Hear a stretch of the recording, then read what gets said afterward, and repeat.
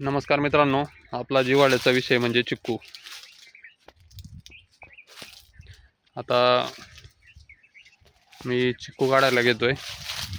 चिक्कू काढायला ही माझ्यासोबत असते ही काठी आणि ही चिक्कूची झाडं.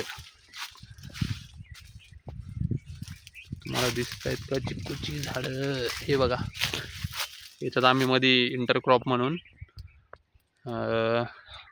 गिन्नी गवत घेतलंय गायांसाठी. हे चिक्कूची झाडं. चिक्कू काढण्याचा कार्यक्रम चालू करतो.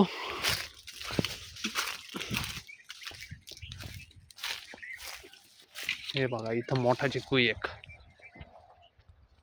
असं काढतो, काही तोडून काढतो, कधी झाडावर चढतो, लई शेंड्याला असेल तर झेल्याने काढतो, कधी काचनी काढतो, पण खाली पडून फुटणार नाही याची काळजी घेतो. नाहीतर फुटलेला चिक्कू ना त्याला कोणी घेतंय ना आपल्याला खाता येतो पिकल्यावर, म्हणून काळजी घेतो की तो फुटणार नाही. कधी कधी आमचं हे असं नुकसान होतं. हे बघा,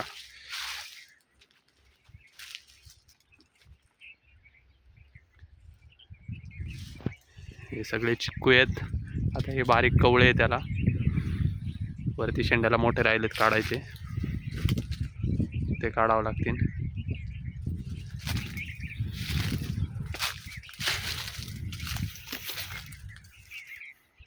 या बघा, ह्या चिक्कूंना पण असेच मोठे मोठे चिक्कू आहेत. पण आता खालचे चिक्कू सगळे काढून झालेत, आता वरचे राहिलेत झाडावर चढून काढण्याचे, त्यामुळे झाडावर चढून काढावं लागतील.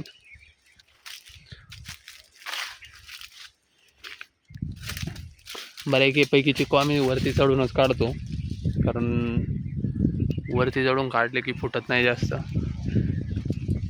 वरून मग गोनपटाने खाली घेतो.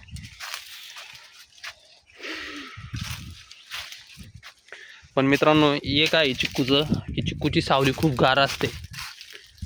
हे बघा, जर बघितलं खाली एकदम थंडगार सावली आहे. बाहेर एवढं ऊन आहे, कडक ऊन, पण खाली एकदम थंडगार सावली आहे. या चिक्कू खालीच आमच्या गाया पण असतात.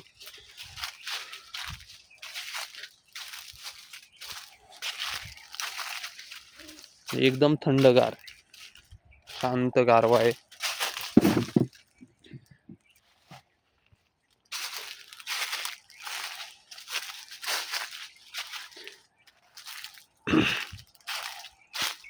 आणि ह्याच वावरामध्ये गिन्नी गवत असल्यामुळे गिन्नी गवताला पाणी येतं, त्याच्यामुळे चिक्कूंनाही पाणी मिळतं आणि चिक्कूंची साईज पण मोठी होते.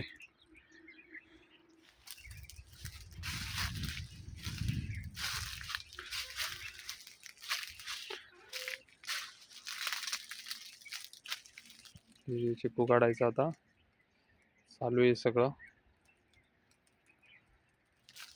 तर मित्रांनो, तुम्हाला पण एकदा धन्यवाद. तुम्ही सर्वजण अगदी प्रेमाने मला चॅनलला बघतात, त्यामुळे तुम्हा सर्वांचंही धन्यवाद. धन्यवाद.